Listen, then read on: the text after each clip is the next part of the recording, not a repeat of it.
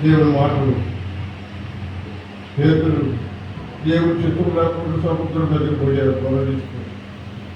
ఆయన చిత్రం లేకుండా వెళ్ళి వేస్తున్నాడు వలేస్తుంటే ప్రభు ఏం చెప్తున్నాడు, చేపలకి చేపలారా మీరు వెనక్కి ఎదుకోండి, ప్రభుత్వ చేప వలలకి రావద్దు, మీరు ఈ సంగతి అయితే నేను నేర్చుకుంటాను, రావద్దు. మరి ఆయన మాట మీద ఈ చేపలు మత్స్యములు అన్నీ ఆయన చేపలు ఇట్టున్నాయి. యోనాన్ని కూడా 3 రోజులు కరుపు చేపలో ఉంటే అక్కడ వందలు ఆకలిచ్చాడు, 15 కత్తి వేయమన్నాడు చేపలు. అలాగే చేపలు కూడా దేవుని మాట వింటున్నాయి, కానీ మనుషులు దేవుని మాటలు వింటున్నారు, దేవుని మాటలకు లోబడ్డముగా. మరి దేవుని సేవకులు 2 దేవుని వాక్యాన్ని చెప్పారు, మంచిది. నా విషయం కూడా మరి ప్రభు మాట్లాడుతూ ఉన్నాడు. దేవుని వాక్యం ప్రవచించే వచ్చేవాళ్ళు నేను చెప్తాను, లేకపోతే బిడ్డలు దేవుని బిడ్డలు ఉంటారు, సాధారణలు సేవలో పాల్గొని పోతున్నటువంటి దైవజనులైనటువంటి బిడ్డలు ఉన్నారు. వారిని దేవుడు వాడుకుంటూ ఉన్నాడు. బలమైనటువంటి కార్యములు జరిగిస్తాడు, కార్యము ఆయనే జరిగిస్తాడు. చక్కవయ్య వలయమంటున్నాడు, అంతర్గతపడు రాత్రంతయు శ్రమ పడిన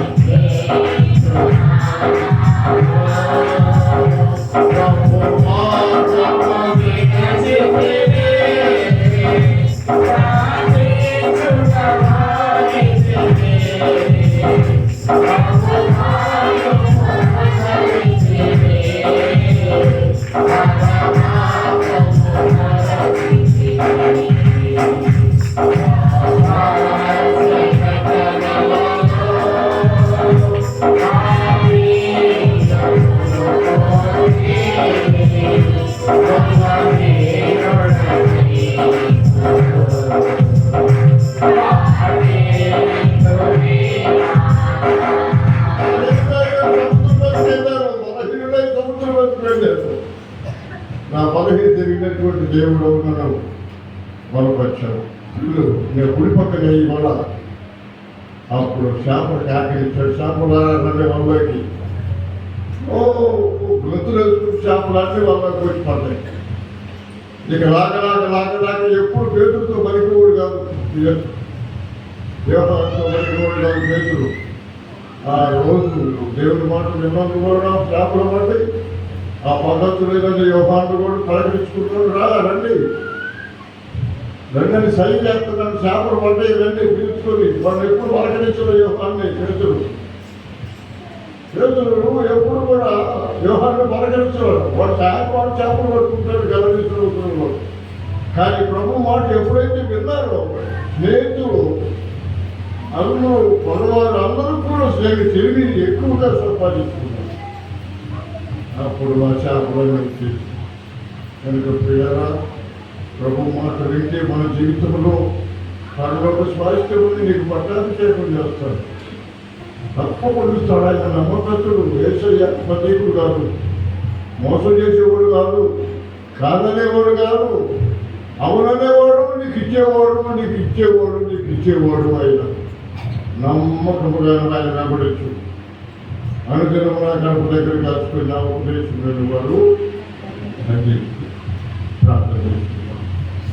ఆయన నీ మాట నిన్న పేరు ఎన్ని చేపలు పట్టాడు కలెక్షన్. మేమందరం నీ మాటలు విని నీకు లోబడి, నీకు భయపడి సామ్రాజ్యంలో చేరుకుంటూ నీకు ఈ బిడ్డలతో కట్టుబడి నీ వాక్యాన్ని ప్రకటిస్తూ సంఘాన్ని మీరు జ్ఞాపకం చేస్తూ సంఘంలో ఉన్న ప్రతి కుటుంబాన్ని జ్ఞాపకం చేసుకోండి. మేమందరం పరలోకంలో దగ్గర ఉండాలి ప్రభావ, నీ దగ్గర ఉండాలి మేము, నీ రాజ్యంలో నీలో నీ దోషంతో మేము ఉండాలి ప్రభావ. మాకంటే చాలు, నీ ఉంటే మాకు చాలు, నీ తోడుంటే చాలు, నీ నేనుంటే చాలు, నీ బాకి ఉంటే చాలు. మాకు ఈ లోకంలో ఏమీ అక్కర్లేదు, నీ ఉంటే మాకు చాలు. లోకంలో నీ ఉండగా నాకు ఏది అక్కర్లేదన్నాడు దావీదు మహాశక్తుడు. నీ ఉంటే మాకు అక్కడే చాలు. ఈ బిడ్డలందరినీ పేరు పేరు వరుసలో చేయించండి. నా బలహీనతలు కూడా కలిగే తెలుసుండి బలపరిచి బిడ్డలు ఆత్మ చాలా మంది తగ్గిపోతున్నారు. సరైన ఆత్మీయ ఆహారం దొరకటం లేదు చదువులో. అయ్యా సరైనటువంటి స్వరము ఎట్టలేదు నాయన. ఇలాంటి భాగ్యములు తెచ్చాయి. మీ తండ్రి విశుద్ధమైతే వచ్చేవారు కానీ తమ దేశరత్నం రావాలని ఆశిస్తున్నారు. ఆయన గారి నేను గారిని బిడ్డలు వచ్చే సంబంధంగా ఉన్నారు. ఈ వాక్యాన్ని పరిశీలన చేసుకున్న బిడ్డలు మీరు ముఖ్యండి. పేరుతో ఇచ్చిన కానుకలను జీవించండి అని మీ నామ మహిమార్థమై వాడుకున్నట్టు నీ కృపలు ఇచ్చింది. వారిని వారి కుటుంబాన్ని బహుగా జీవించి ఆశీర్వదించండి. ఈ రాజ్యం కొరకు మేము అందరం ఎదురు చూస్తున్నట్టు కృపలు ఇచ్చేది. నాయన గొప్ప దేవుడవు నీవు, గొప్ప రక్షకుడవు, గొప్ప విమోచకుడవు, గొప్ప దాతవు, గొప్ప నాయన గొప్పవాడవు. మీకు సంవత్సరములు మీ సన్నిధించి కానుకలను జీవించి మీ నా మహిమార్థమై వాడుకున్నట్టు దయచి నాకు మంచి ఆరోగ్యం దయచేసి కుటుంబాలను జీవించి ఆశీర్వదించండి. మీ సన్నిధి దయచేయాలి. ఏడ్చున్నాము ప్రార్థన పెట్టుకుంటున్నాం. అక్కడ ఒక ముందు ఉన్న తండ్రి నాము గొప్ప చుట్టా పట్టుబడినంత ఈ రాజకీయ చెట్లు అలాగే భూమి కావాల్సిన ఆహారం వేడి కోసం తెచ్చి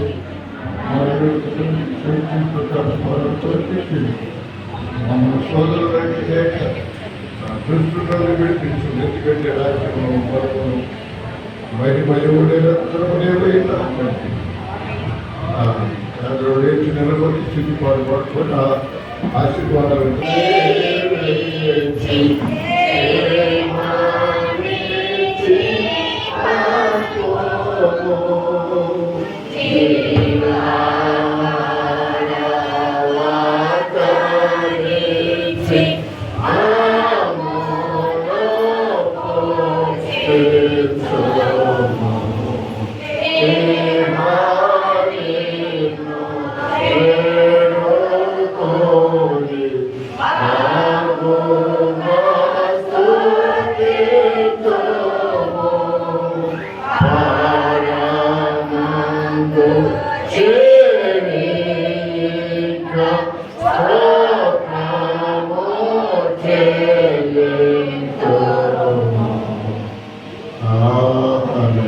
మన పరమ తండ్రి అయిన మహాదేవుని యొక్క కృపయు ఆయన ముగ్గురు కుమారుడు ఏకైక కుమారుడు ప్రియ కుమారుడు యేసుక్రీస్తు వారి యొక్క శ్రేష్టమైనటువంటి మహాకృపయు పరిశుద్ధాత్మ యొక్క అగ్ని, పరిశుద్ధాత్మ యొక్క శక్తి, పరిశుద్ధాత్మ దేవుని కార్యం ఈ మందిరంలో ప్రతి బిడ్డలో కార్యం జరిగించి బయట చేసుకున్నట్టుగా ఉన్నాను.